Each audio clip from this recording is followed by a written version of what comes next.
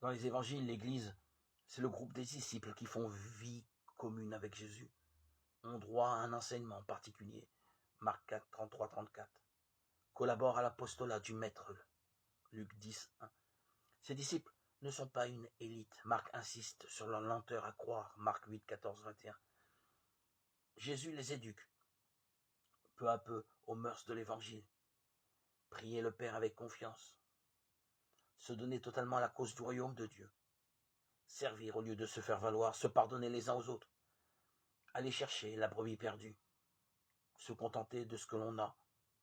Affronter courageusement les oppositions. Parmi eux, Jésus choisit les 12.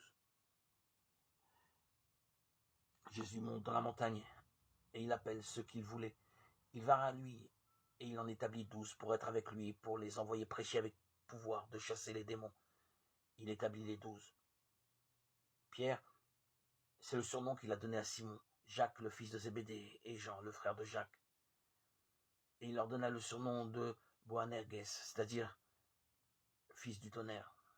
André, Philippe, Barthélemy, Matthieu, Thomas, Jacques le fils d'Alphée, Thaddée, Simon de Zélote et Judas Iscariote, celui-là même qui le livra, Marc 3, 13, 20. Ce groupe des 12, aussi disparate que possible, est le noyau de la communauté des disciples. Le nouveau peuple de Dieu sera fondé sur le témoignage des 12, compagnons de Jésus depuis le commencement, témoins de sa résurrection.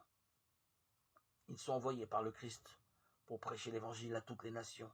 Actes 1, 21, 22, Luc 22, 28, 30, Matthieu 28, 16, 20, Apocalypse 21, 14.